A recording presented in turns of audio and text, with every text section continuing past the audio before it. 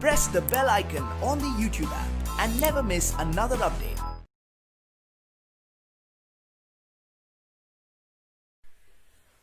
So our last time discussion, children, was chemical bonding, and in that we were discussing about ionic bonds and its properties. Means in the compounds which have got basic bond as their ionic bond, what is the property imparted to those compounds by, what is the property imparted to that metal by ionic bonds. So last time we reached a conclusion that I took a basic crystal formation into consideration, where I discussed the concept of lattice energy. And in this lattice energy, what I mentioned is that lattice energy is directly proportional to Q and inversely proportional to R. And we reached a conclusion that when any crystal is made, and you are dissolving that ionic crystal in medium, polar medium like water, there is one more interplay of one more energy called as hydration enthalpy. So that we called as delta H hydration. And what was the conclusion we reached? It was when lattice enthalpy is more than hydration enthalpy, salt does not dissolve. Salt does not dissolve. Now, if you want that salt to be dissolved, because hydration energy is not able to overcome lattice energy, what we need to do is we need to add some external energy to this hydration energy, which will overcome lattice energy, and substance will be soluble. So you have dissolved this salt by giving off Q amount of heat. So we say salt dissolves endothermically.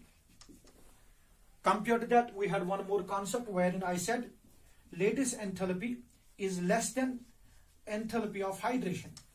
So hydration enthalpy is able to overcome lattice enthalpy easily. Some amount of energy will be used to break the crystal, and whatever is the rest of the energy, that will be given to the medium. Once it is given to the medium, we say salt has dissolved exothermically. And I said with respect to solubility of the salts also, that when lattice energy of any crystal is higher, its tendency to dissolve will be less. We took one example on that day with respect to magnesium oxide and sodium chloride. One more important part that you need to understand here. Sir, suppose if we have NaCl, then we have the molecule like magnesium chloride, then we have the molecule like magnesium oxide. Now, how do we determine the lattice enthalpy in these three cases? You have sodium chloride, you got magnesium chloride, and you got magnesium oxide. Now, in these three cases, if you want to find out the lattice enthalpy, how do you do it? Very simple. In case of sodium chloride, charge is plus minus. In case of magnesium chloride, charge is 2 plus and minus. And in magnesium oxide, it is 2 plus and 2 minus. Remember, when interaction will occur, it will be sodium chloride interacting with other sodium chloride. So what will be happening, children, is intermolecular forces will be between 1 plus and 1 minus charge. Here, in magnesium chloride, it will be between 2 plus and 1 minus charge, because interaction will be between 2 plus and 1 minus charge. But in case of magnesium oxide, which is 2 plus 2 minus, interaction, that is intermolecular force, which we mentioned earlier. So this is intermolecular force. I will repeat. I said on that day, bond is maintaining the identity of the molecule, and intermolecular forces maintain the identity of the crystal on the whole. So in order for substance to dissolve, you have to think of these intermolecular forces. And in ionic crystals, you got these intermolecular forces as electrostatic in nature. That is why all the compounds which are made by ionic bonds are extremely hard. They have got very high melting and boiling points. Now, here the charge is 2 plus 2 minus. So remember, lattice energy order will be what? Plus minus less than lattice energy of 2 plus minus 1 less than lattice energy change of 2 plus 2 minus. Hope you understood it. I mean to say, in magnesium oxide, interaction will be stronger compared to that of magnesium chloride, compared to that of NaCl. So if you want to find out the order of their solubilities, what will be the order of solubility? Order of solubilities will be NaCl more than MgCl2 more than magnesium oxide respectively. So you will be able to make saturated solution of sodium chloride more easily compared to that of magnesium chloride, compared to that of magnesium oxide respectively. So this was a generalization that I discussed in my last discussion with respect to ionic crystals. Now children, one most important thing that we were talking about here was lattice energy. There is practically no direct mean by which you can calculate lattice energy. Then you have to use indirect method for the calculation of lattice energy of ionic crystals. And that indirect method which is used for the calculation of lattice enthalpies in ionic crystals is given by Born-Haber's cycle. Now because we are saying it's a cyclic representation of energy changes, so we will say the total enthalpy changes at the end should be equal to 0. I will take into consideration all the enthalpy changes that will be occurring when the crystals are made. So I am repeating, Born-Haber's cycle is a practical application and it is used to calculate lattice enthalpy which you cannot calculate from a crystal. There is no mean by which lattice energy can be calculated. The only thing you can calculate is other energies, and we are using thermodynamics for the calculation of lattice enthalpy. Let me explain these scenarios one by one. So I am discussing the arrangement by which lattice energy can be calculated from other energies. Technically I am saying lattice enthalpy cannot be calculated directly. We are using indirect method for the calculation of lattice energy. And what exactly is that? We will look onto that pattern one by one. So I am discussing the concept of Born-Haber's process, or it's also called as Born-Haber's process or cycle. So that will be a general representation that we have here. Now children, in this case, what does happen is, in Born-Haber's cycle, I will take into consideration different energies that are used in making an ionic bond. First of all, let us take that into consideration. First of all, I will take a basic example of sodium chloride. So be careful to understand it. We have got sodium solid. Now generally if you want to show it, what I have to show is sodium plus in ionic state combines with Cl minus results in the formation of NaCl solid. And in a crystal there will be 1 mole, 2 mole, 3 mole molecules of this NaCl respectively. Because this is ionic crystal, we don't represent usually molecular formula. We call that as formula mass. Or these NaCl molecules will be represented by their general formulas that we have taken into consideration. So we call usually this as formula mass also. We have a concept in solution called as formality, when 1 formula mass of a salt is dissolved in 1 liter of water. Anyway, so you are getting a crystal of sodium chloride here. But children, to get this ion from sodium, because sodium will be in the form of metal, sodium metal, and chlorine will be in the form of gas. So technically you have to get it from sodium solid and you have to get it from chlorine gas. So to convert chlorine gas into chlorine minus and sodium solid into sodium gaseous ion, you need to put some energies into consideration. All those energies will indirectly give us the lattice enthalpy, which is also represented by U. Now let us see what happens. First of all, we have sodium solid. In this sodium solid, we are giving some energy to sodium so that this sodium converts to sodium gas. So from solid to gas, if we are converting it, what is the energy that we are using here? We are using the energy of, that will be called as enthalpy of sublimation. Now naturally, because you are converting solid into gas, this is sublimation, the value of this energy will be plus, it will be positive. Next, what does happen? Next is that this sodium gas you have got, but I need sodium ion. For that purpose, what I will do is, I will further give some energy to this sodium gas, and that sodium gas will lose out the electrons and it will convert to Na plus. So I got ionic state of it now by giving energy. What is that energy called as?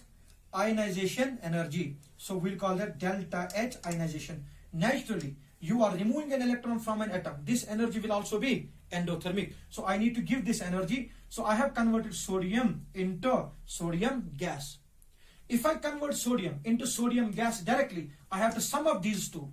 So the total energy change occurring in one step is equal to the energy change occurring in individual steps. So if I suppose whole energy change is Q here, let us suppose this is Q1 and this is Q2. According to second law of thermochemistry called as Hess's law of heat summation, what does it state? If you carry a same process in one step or multiple steps, the total energy change will be equal to the individual steps. Correct or not? So we can write down here Q will be equal to Q1 plus Q2. But that is not the whole that we need here. So far I have only taken sodium into consideration. The next thing we take into consideration will be with respect to chlorine. So in chlorine, what's the molecular interpretation we have? You got Cl2, correct or not? So you need to convert this chlorine. This will be already in the gaseous form, correct or not? This will be elemental state, metallic state. Now chlorine should be converted to half of chlorine. For that, we are requiring delta H. We call that as bond energy, amount of energy required to convert 1 mole of molecule into its atoms. Now when you get half of chlorine, that is technically Cl for us, correct or not? If in converting this Cl2 to Cl, half of Cl2, I have required some energy. This chlorine in it will have, suppose whole energy that was used was X.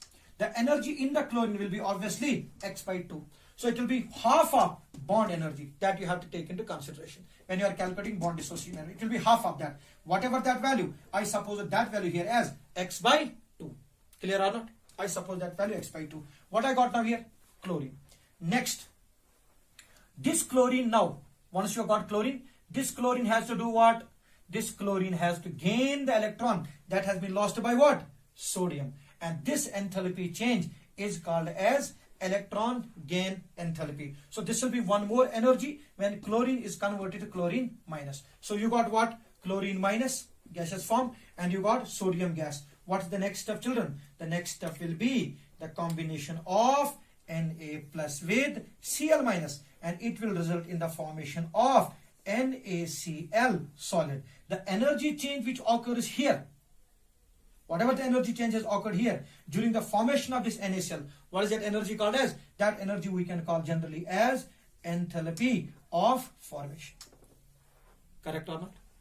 So on the whole, or we will call that enthalpy change on the whole as lattice enthalpy, delta HLE, lattice enthalpy. Clear? So it's like a cycle, correct or not? We started with sodium, we started with Cl2, now you got Na plus, then you got Cl minus, interaction between the two, one more energy change has come into play. What is the next step we need to do is that if you carry this process in one step, and if you are carrying all these energies into play, so here, once you combine it in one step, you will get enthalpy of formation, correct or not? So enthalpy of formation technically will be equal to what? Sum of all these energies. And what are all those energies we have? Yes, we got delta H sublimation plus, what's the next one? Delta H ionization plus delta H bond dissociation energy. It should be divided by 2. It should be half of that value. Correct or not? Then half of bond dissociation energy. Then you got delta H Eg, that's electron gain enthalpy. Then you have at the end delta H lattice energy. Correct or not? So at the end we have the lattice energy. You got lattice enthalpy. Correct? Tell me, enthalpy of formation, it will be given to you. One is a crystal is made. When 1 mole of a crystal is made, the energy change occurring is called as enthalpy of formation. Lattice enthalpy and enthalpy of formation, when you want to calculate, sublimation is experimental, ionization is experimental, bond dissociation energy is experimental, electron gain enthalpy is experimental, and lattice energy you cannot assess directly. Once you know all these values, you are easily in a position to calculate lattice energy of a crystal respectively. Am I clear, children? So what exactly it will mean? Can I write down enthalpy of formation? Correct or not? When you transfer these, it will be minus.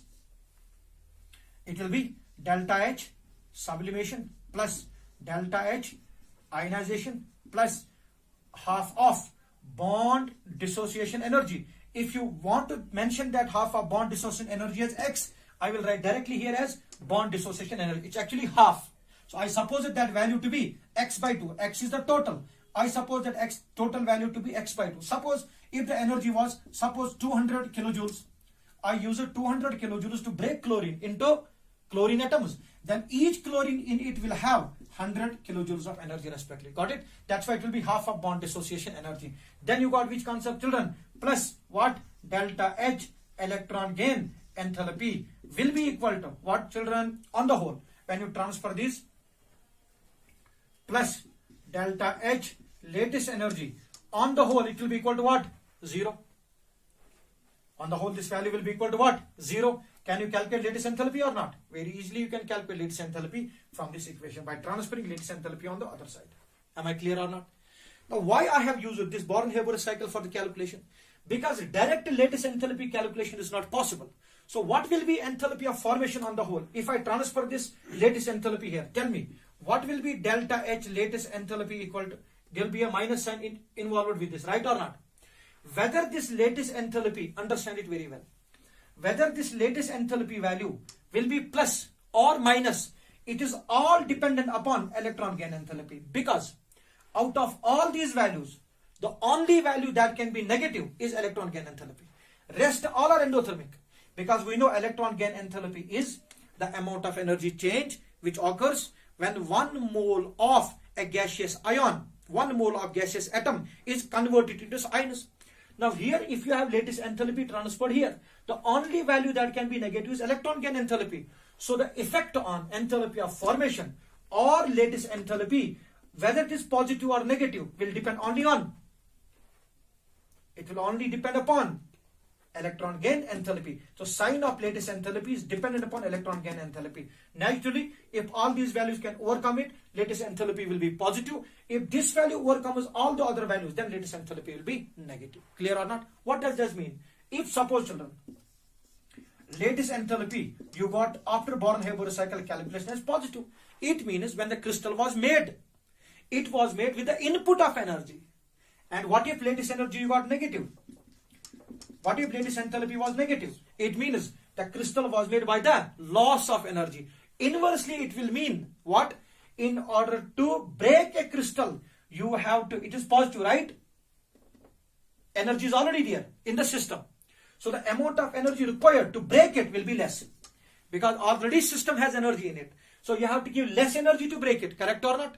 If a system has lost energy, thermodynamically it is very stable. So you have to give lots of energy in order to break the crystal. That's why thermodynamically, whenever we look on the delta H value in thermodynamics, what do we say?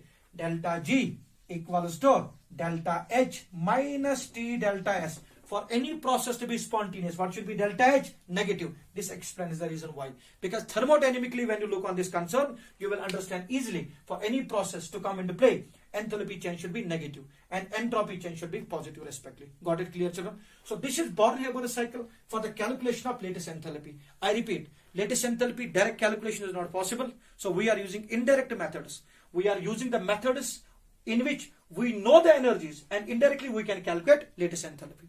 One more thing with respect to this Born-Haber cycle, a small bit of it only, children.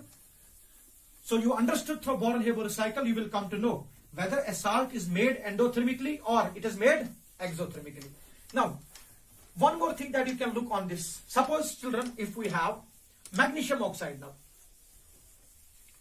Now, if every one of you is very vigilant, you will be able to see very easily that I am discussing only properties of ionic bond and what is the property it is imparting to the system itself. That is matter. Clear? Clear or not? Yes. So let us see that one as well, children.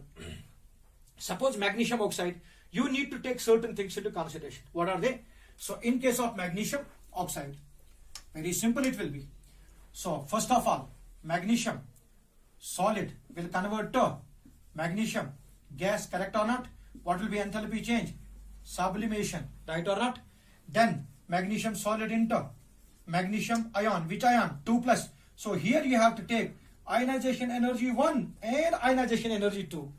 On the whole, the energy change will be, children, suppose Q1 here, Q2 here, Q3.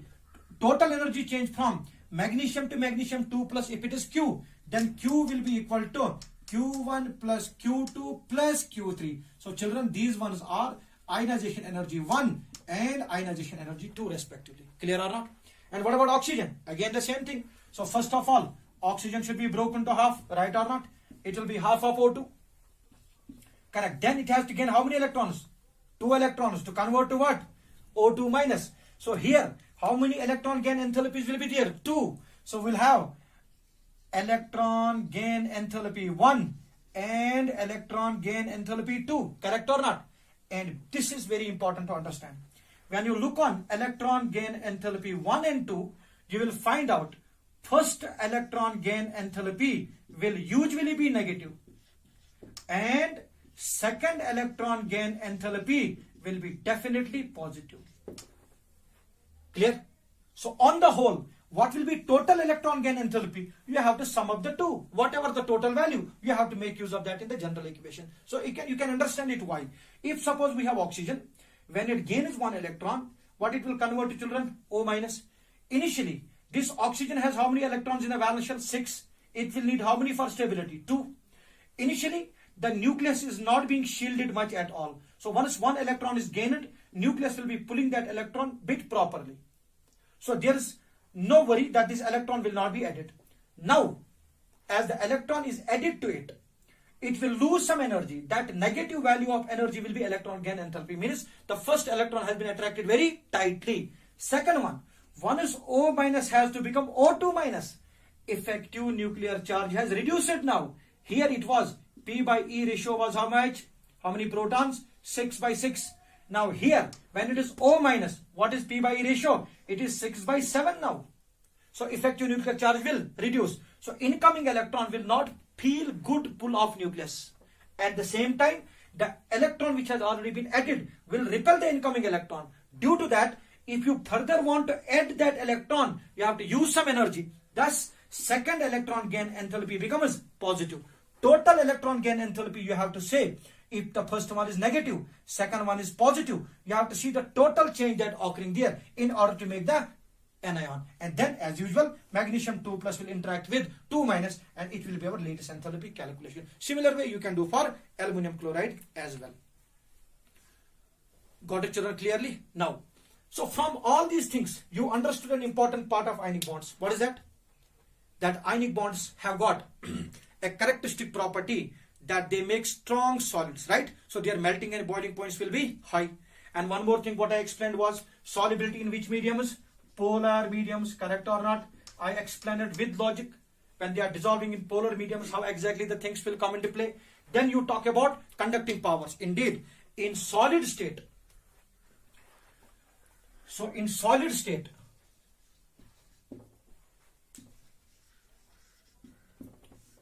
does not conduct. Why? Everyone knows. Because in solid state, ions are not free to move. But in it is molten state. Which one? Molten or aqueous state, it will conduct very properly. And we have understood and we have discussed these things more profusely, and always basic things like these are known. Because molten state or aqueous state, ions are free. Once ions are free, they are able to conduct very easily. They will not be soluble in covalent mediums like benzene, like ether. So when there is no charge, in simple words I would say, ionic compounds will dissolve more in only those mediums whose dielectric constant is higher. Because dielectric constant is the tendency of the medium to reduce the electrostatic forces in ionic molecules respectively. Clear or not? So these are all the properties which are imparted to these crystals by which bond? Ionic bond only. Correct or not? One important property of these ionic bonds is that they are non-directional in nature. There is no direction of ionic bond. Because looking on an ionic bond in a generalized way, we saw that here, that molecule, that is ionic molecule, individual existence is not possible.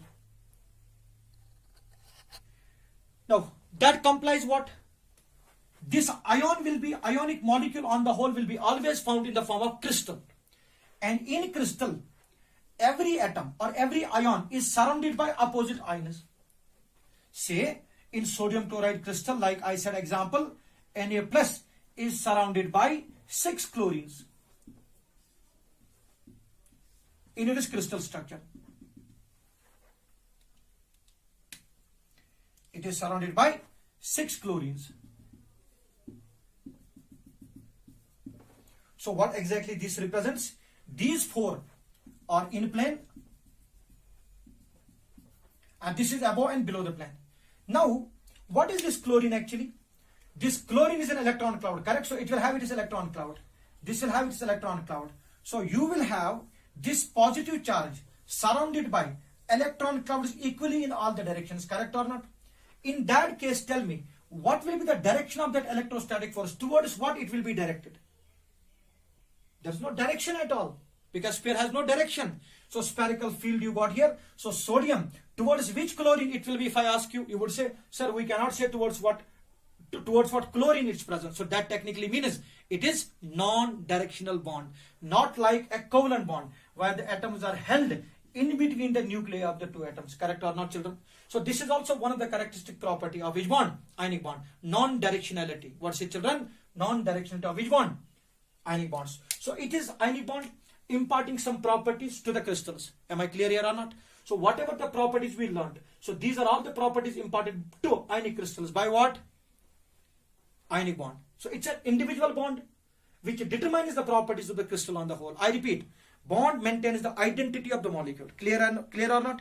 And it is the intermolecular force that determines the state of matter. So one last part of discussion about conducting powers of these ions is, suppose children, I got lithium chloride and I got sodium chloride, I got potassium chloride, so on and so forth, lithium, sodium, potassium, rubidium, cesium and francium. I'll talk about the last element, the last one, that is cesium chloride. I am dissolving one mole of this in 1 liter of water.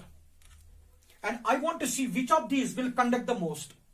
Naturally, we will say, in case of the electrolytic cell with plus and minus charge, lithium moving towards minus charge because of plus charge on it, and chlorine moving towards positive charge.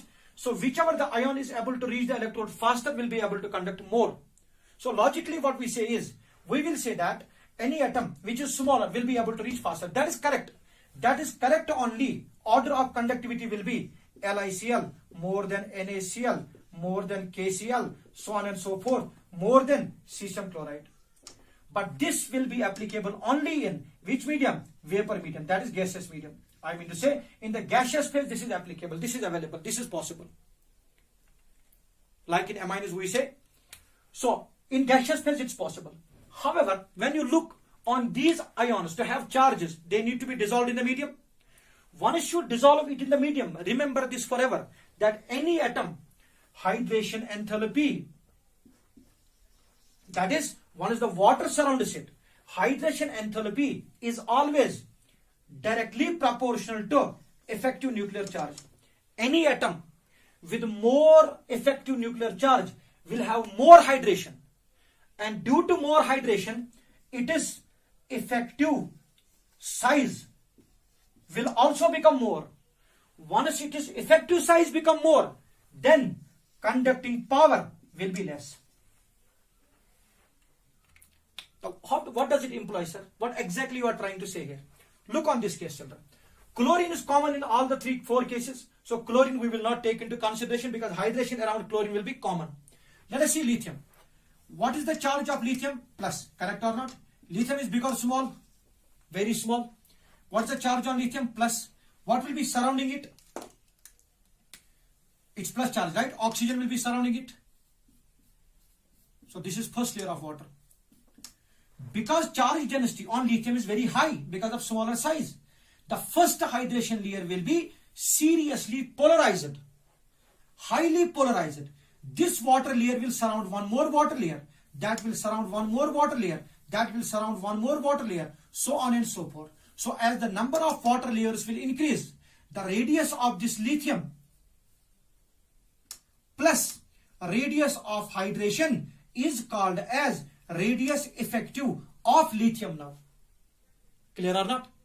Now what if I look on cesium now? Now what did I say? Size is small or not? Hydration is more or not? Let us look on cesium now. Cesium is already big or not? What is the charge here? Plus. What will surround this also? Water. You tell me, charge density on cesium will be more or less? Less. Due to that, the number of water layers that will be polarized around it will be more or less? Less. So what will happen by that is its effective size. So R effective of cesium will be less. So in polar medium, in water, cesium is bigger, but its effective size is less. Lithium is smaller, but its effective size is more. So when they move towards some field, this lithium will be able to move slowly, but cesium will move faster. As a result of that, conducting power of the ion, which is smaller in aqueous medium, is less. Although it should be reversed because of hydration. Remember this rule. What is that? When hydration enthalpy is directly proportional to effective nuclear charge, which will determine effective size, and that is inversely proportional to conducting power. Any atom which is smaller will have more hydration around it. When it has more hydration, its effective size will be more, and its moment within the solution will be less. As a result of that, it will not be able to move freely, because whenever ion has to move, it has to move not only as ion but with the layer of water around it. So it will be very difficult for this bigger molecule to move, smaller molecule to move with ease, because smaller molecule itself will have higher charge on it. Did you get it or not? So these are all the characteristic properties introduced to the matter by ionic bond. Children, in our next discussion, we will start the discussion on covalent character in ionic bonds, because ionic bond is never 100% ionic. Thank you.